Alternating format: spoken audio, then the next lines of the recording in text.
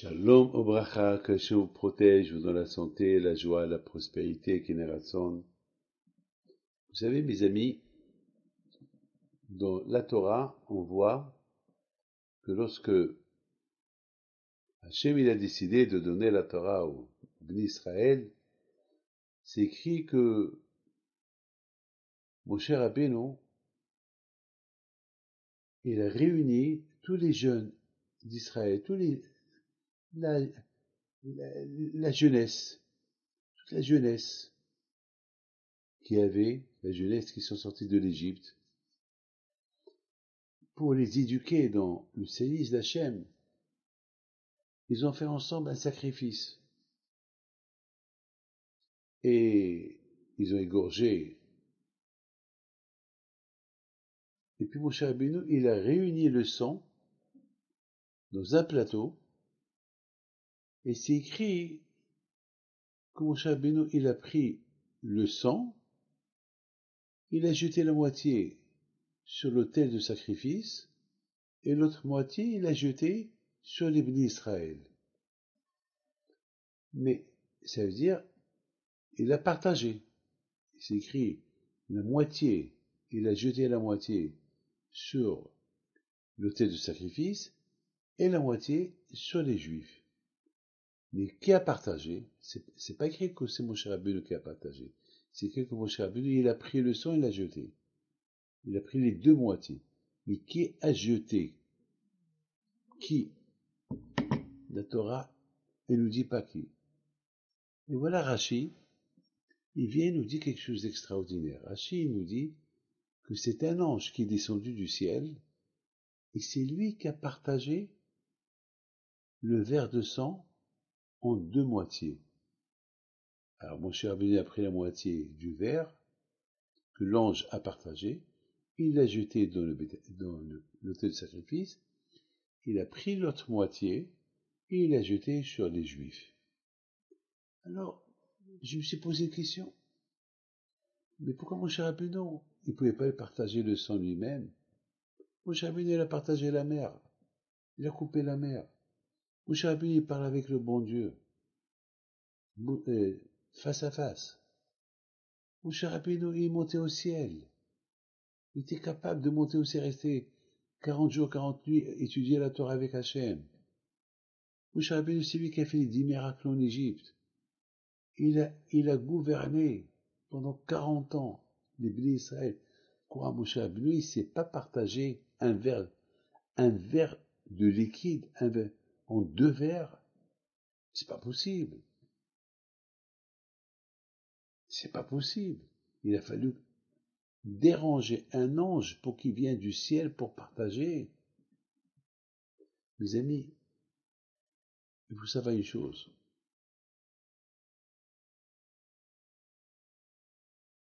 Dans ce monde-là, on l'appelle le monde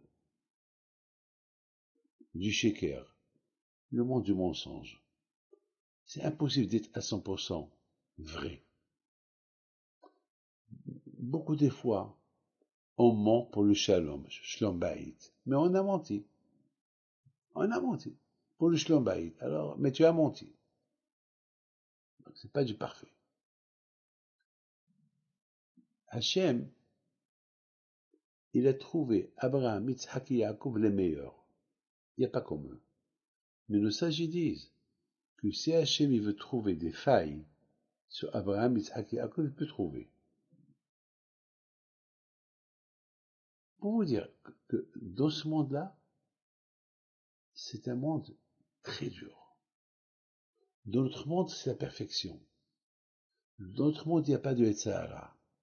Donc c'est le monde de la perfection, c'est le monde du Emet. C'est pour ça qu'on appelle notre monde le Olam HaEmet, le monde de la vérité. C'est pour ça que dans notre monde, il n'y a pas des corps. Le corps, c'est du matériel. Le corps, il a mangé, et je sais pas, il peut pas vivre là-haut. Là où il n'y a que la neshama, l'âme. L'âme, elle peut vivre là-haut.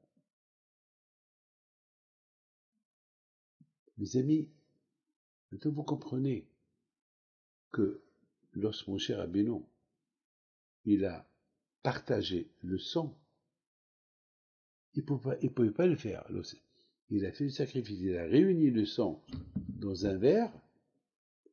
Il ne pouvait pas mettre moitié là et moitié là. Pourquoi? Parce que il va y avoir une goutte de plus dans l'un des verres. Peut-être il va y avoir le quart d'une goutte. Et pour un quart d'une goutte, ça ne s'appelle pas moitié-moitié. Et là, Moshe voulait faire une alliance entre les Juifs et Hachem. Une alliance, ça veut dire mettre les Juifs avec Hachem moitié-moitié, qui vont devenir inséparables avec la Torah qu'ils vont recevoir. Donc il ne faut pas qu'il manque une goutte. Donc pour ça, il faut amener quelqu'un de là-haut, qui n'est pas matérialiste, quelqu'un qui est en feu, que lui, il sait mesurer moitié-moitié, sans une goutte de moins, sans une goutte de plus dans l'un des verres. Vous vous rendez compte? Maintenant, on va se poser la question. Et pourquoi Moshe Rabbeinu il a pas cette force? Moshe Rabbeinu il a gagné les Malachim. Pourquoi Moshe Rabbeinu n'a pas cette force de partager le sang qui a une égalité? Moshe Rabbeinu, il n'y a pas comme lui. Pourquoi il n'a pas cette force? Vous savez pourquoi? Parce que il n'a pas encore reçu la Torah. Vous savez que uniquement grâce à la Torah, on peut rendre le monde parfait. Et le jour qu'ils ont fait le sacrifice, et Moshe, il a jeté la moitié sur les Juifs et la moitié sur le Mizbeach pour faire l'alliance entre Hachem et les Bénis Israël, c'était quelques jours avant de recevoir la Torah. Et la Torah veut nous apprendre. Regardez la différence entre lorsque tu as la Torah et entre lorsque tu n'as pas la Torah. Regardez les tzadikim. Avec la force de la Torah qu'ils ont, ils font des miracles. Ce qu'ils veulent, ils l'ont. Ce qu'ils décident, ils l'ont. Mes amis, il y avait quelqu'un qui devait avorter. Tous les médecins lui ont dit qu'il faut avorter. Mais il ne m'a pas dit le danger qu'ils ont les enfants. Alors je lui ai dit, mais pourquoi il faut divorcer, avorter? Parce que il a commencé à bégayer. Il m'a pas dit exactement, parce qu'il avait peur. Il voulait pas se souhaiter. Vous savez, beaucoup de gens, ils sont un peu superstitieux, ils n'aiment pas annoncer des mauvaises choses. Alors j'ai dit, ne le fais pas. Et les médecins, ils étaient en colère que j'ai dit, ne fais pas l'avortement. Et les médecins m'ont appelé, ils m'ont dit, vous mettez la femme en danger. Je dis, pourquoi? Lorsqu'ils m'ont dit les raisons, alors là, j'ai eu peur. Mais la maman, elle n'a pas voulu. Elle a dit, non, Rabbi David, tu m'as dit que je fais pas, alors je ne veux pas faire. Dieu est grand. Je dis, madame, mais tu ne m'as pas expliqué. Je voulais un peu changer d'avis. Elle a dit, non, vous m'avez dit, et puisque vous me l'avez dit, c'est comme si c'est Rabbi Hipido qui me l'a dit. L'émouna qu'elle a, eh ben, grâce à Dieu, elle a eu 3 enfants. Elle a mis au monde 3 enfants. Vivants. Vous voyez, mes amis, pas les échos de Rabbi Pinto. Comment il y avait aussi quelqu'un de ma famille, que sa femme est tombée enceinte, il a mis au monde 3 enfants. Et les médecins, ils ont dit, on va faire quelques expériences, ils sont invivables. Et moi, j'ai pas laissé. J'ai dit non. Il pesait quelques centaines de grammes. 6 mois. Petits, comme des petites. Je les ai vus, j'ai eu peur. Alors je les ai vus, j'ai eu peur. grâce à Dieu. Avec les Mouna, en Akadosh Baruch Hu, et les échos de Rabbi Haim Pinto, eh bien, ils sont restés vivants. Aujourd'hui, les trois, ils sont mariés, ils ont des enfants. Et, et, et, Baruch Hashem, ils sont dans la Torah. Vous voyez, le quoi? Mes amis, même Moshe Rabbeinu, qui était Moshe Rabbeinu, tant qu'il n'a pas reçu la Torah, n'était pas capable de diviser ce verre pour faire moitié-moitié. Moitié l'a jeté sur l'autel de sacrifice, la moitié l'a jeté sur les Israël pour faire l'alliance. Il faut la Torah. On a vu, mes amis, que regardez le Kawah de la Torah. Vous faites des prières, vous respectez le mikvé, vous mangez du kasher, eh bien, Hachem va vous aider. Vous pouvez devenir des gens qui font des miracles. Avec la Torah, on fait des miracles. Pas que moi, pas que lui, nous tous. Celui qui kiffe la Torah, il l'aime, à Akash il l'écoute, il est son copain.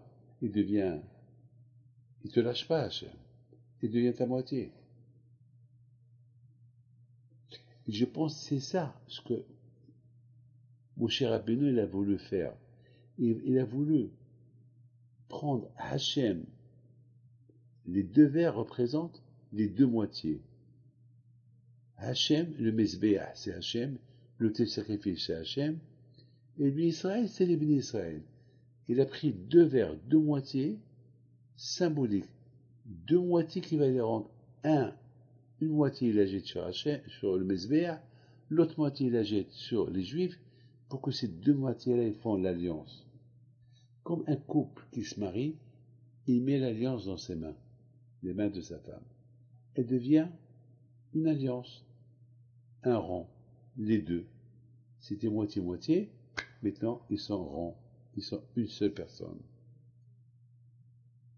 Et aucun ne peut s'évader de l'autre. Mes amis, on a vu,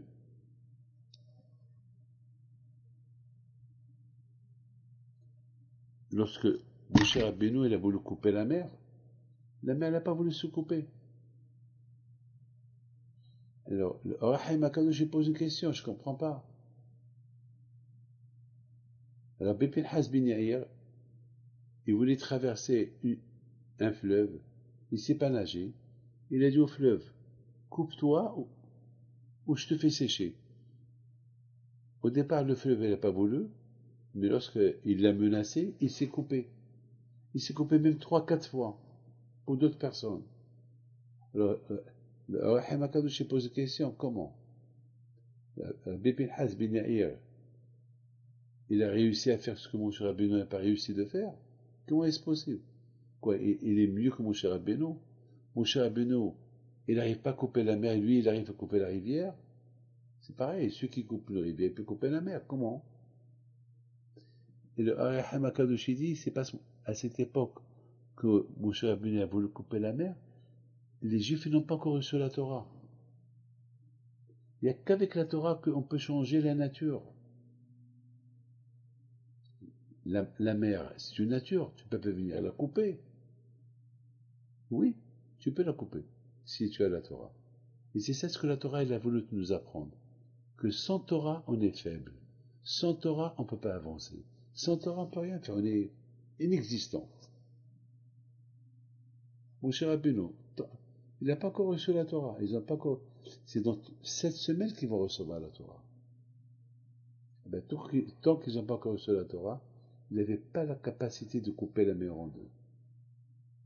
C'est ce que Hachem il a voulu montrer à tous les bénis Israël. Vous voyez, même mon cher Rabbeinu, sans Torah, il est faible. Une fois qu'il a reçu la Torah, alors là, il pouvait faire. Alors là, il est monté au ciel, il est resté là-bas 40 jours. Mais sans la Torah, il ne pouvait pas monter au ciel. Une fois qu'il a entendu Anochi Hachem Elokecha, une fois que Hachem il a donné la Torah, les choses ont changé. Voilà, mes enfants, qu'Akadosh Baruch Hu, il vous protège, il vous donne la santé, la joie, la prospérité, si Dieu veut. Et donc, vous comprenez très bien la force de la Torah. Et c'est ça ce que mon cher Rabbeinu, alav shalom, il a voulu enseigner au béni Israël. Que vous voyez, aussi grand que je suis, j'arrive pas à partager le sang. Parce que j'ai pas encore reçu la Torah. Je suis faible. Mais une fois que mon cher Rabbeinu a reçu la Torah, vous pouvez tout faire. Le bon Dieu protège, amen.